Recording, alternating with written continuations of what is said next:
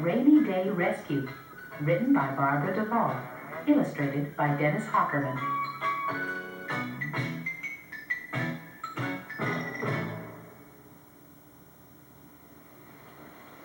Christopher Churchmouse watched the rain come down. Would it ever stop, he thought. What a day. There was nothing to do. Mama, what can I do? He asked. Why don't you go outside and play? Asked Mama Churchmouse. It isn't raining very hard. Get one of your cousins to play with you. All right, said Christopher, grabbing his raincoat and hat. But Christopher, listen to me. You may play outside in the puddles, but don't go in the storm sewers. They are very dangerous. Yes, Mama, I'll remember, said Christopher, and out the door he went. Soon Ted and Chris were sloshing around in the yard in their little boots, making the water splash. Hey, we should have done this sooner. This is a lot of fun, said Ted. Yeah, said Christopher. I'm glad Mama thought of it. After a while, Ted said to Christopher, Hey, look over here. He was on the curb at the side of the street, peeking down into the storm sewer. No, Ted, we better not go over there. My mom said that's a dangerous place for a mouse. She said not to go off the curb. Oh, come on, said Ted, taking a jump and landing smack in the middle of a long puddle that ran along the curb. Hey, Christopher, this is really neat. Christopher took one look and thought, well, Mama said not to go in the sewer. She didn't say we couldn't play by it. And so, taking a big jump, he landed beside Ted. This is really fun, cried Christopher. Suddenly, Christopher shouted, This water's getting deeper. Nah, it's just your imagination. Look, it's raining harder now, said Christopher. Maybe we should go back in the house. No, said Ted. We're just starting to have fun. Come on.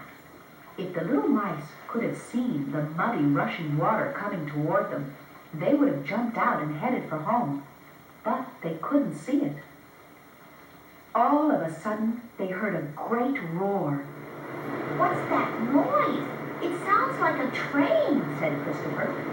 At that instant, a muddy brown wall of water struck them full force. Hey, what is it? Where did that water come from? Cried Ted. I don't know. Help! Help me! Cried Christopher. I'm falling! I can't! Shouted Ted. The water is carrying me.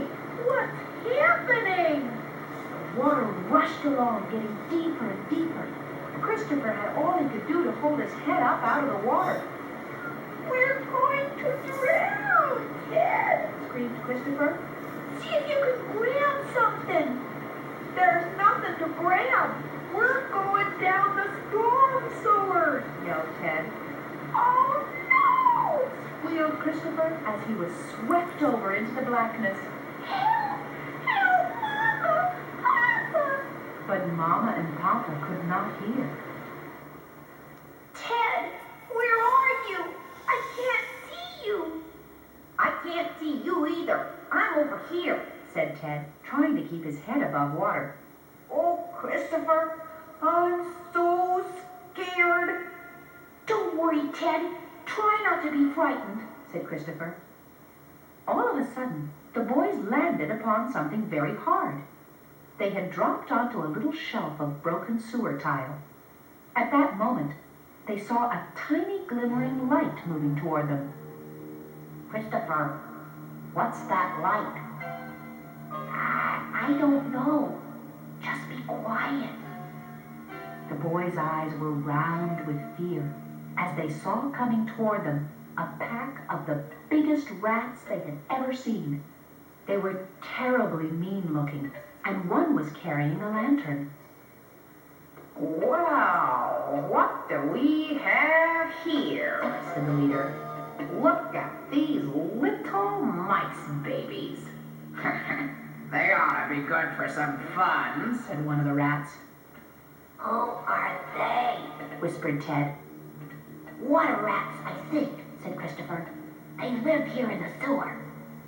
Coming closer, the leader of the pack stepped up and said, "Where did you sweet little things come from?" We were washed down the sewer. Laughed the big rat. "Did you hear that, rats? They were washed down the sewer. Didn't your mommies tell you not to play near the storm sewer?" Yes, sir. You didn't obey your mommies, did you? No, we didn't. Oh, that's the first step to becoming mean, ugly sewer rats like we are, right? Chorused the rats. Well, now that they're here with us, they can be our little servants, can't they? What we mean is that you can run our errands and do everything for us. And pretty soon, you'll grow up to be just as mean as we are. We'll be back, and then we'll have some fun things for you to do. and the rats left. Oh, no, Said Christopher. Oh, Christopher, I'm so scared, said Ted. Whatever will we do? We can't get out of here. It will be all right, said Christopher, with a bravery that he did not feel. His eyes became accustomed to the darkness. Chris saw that the little shelf of broken tile left them no room to spare. There was no way for them to get out. They were trapped. Oh, why didn't I obey my mama? Moaned Christopher. It's all my fault, said Ted. You didn't want to go down into the street to play. I know, but I shouldn't have listened to you. Mama told me it was dangerous and I should have obeyed. Well, no use thinking about that now, said Ted. They sat down, and soon Ted fell asleep on Christopher's shoulder. Christopher sat staring into the dark, wondering if this would be the end of his life. All of a sudden, Christopher heard a scratching sound. Oh, what is that? He wondered in fear. Ted, wake up. There's a noise. Listen. Maybe it's the rats coming back, stammered Ted. I don't think so. This noise is behind us. It's different than the noise the rats made, said Christopher. The scratching got closer and closer. The mice boys huddled together. "Is that you, Christopher?" said a scratchy, familiar voice.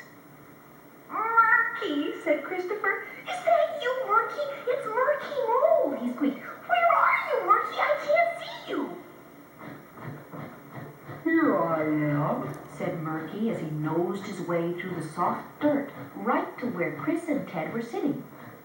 "I dug down here to get you." said Murky. How did you know where we were?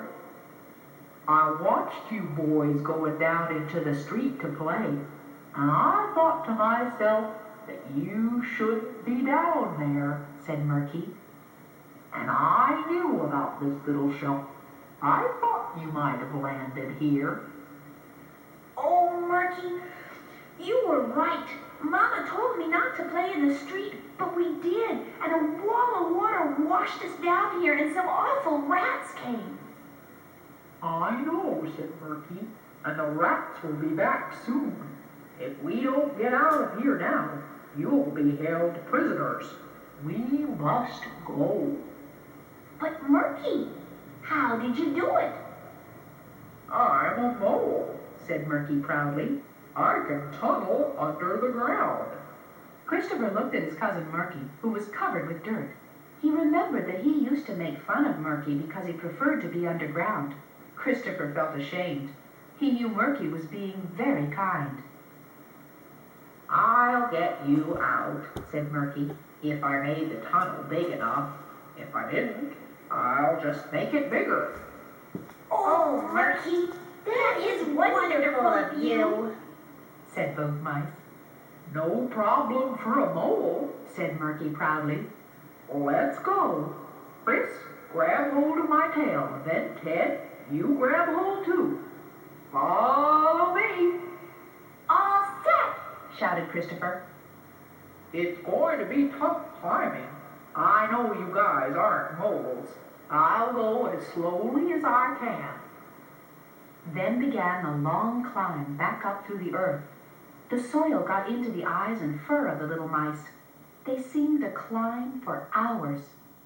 Suddenly, Ted said, "Christopher, look! There's a light up ahead." We're almost out. Said Murky.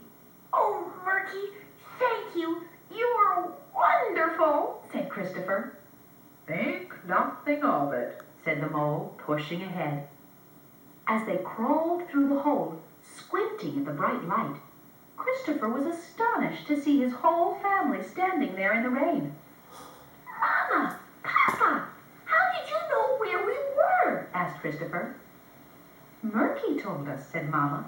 He told us so that we wouldn't worry. We knew he was going after you. Oh, Mama, Said Christopher, sobbing. I'm so ashamed. Aunt Snooty and Uncle Rudy were hugging Ted and trying to brush the mud and dirt off his face. Mama took her handkerchief and wiped Christopher's face. Oh, Chris, why did you disobey me? Do you know that it is a miracle you didn't drown? If Murky hadn't seen you, none of us would have known where to look for you. I know, Mama. Sobbed Christopher. I'm so sorry that I disobeyed. Are you going to paddle me? No, said Mama. Not now. We'll talk later. I think you probably have had enough for one day. I'm so glad you're safe, said Papa, giving Christopher's paw a squeeze. Me too. Said Christopher. And I hope you've learned your lesson about obedience. Oh, I have, Papa. I've learned that when Mama says not to do something, it's not because she wants to spoil my fun. It's because she really has a good reason. That's right, Chris, said Papa. You must learn to obey, even when you don't understand. Papa went to Murky and shook his paw. We can't ever thank you enough, Murky. And with that, Mama and Papa took their cold, wet little mouse home. Christopher Church Mouse had learned a lot about obedience. He had also learned what not to do on a rainy day. Here is a very important verse from the Bible that I want you to say with me. Children, obey your parents in the Lord, for this is right. Ephesians chapter 6, verse 1. Let's say it together just one more time so that we can remember it. Children, obey your parents in the Lord, for this is right. Ephesians chapter 6, verse 1.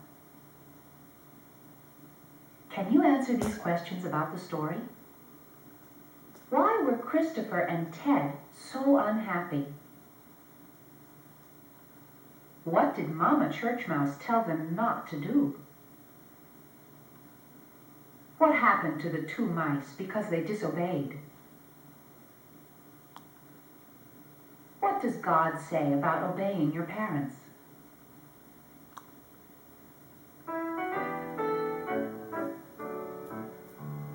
O is a big round letter that stands for the word obey.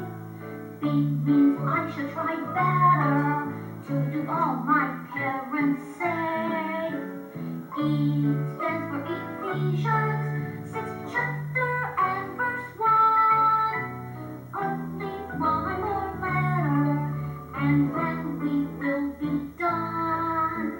Y means you're obeying too, and now that we are through, the letters spell the word obey. Let us do it right away.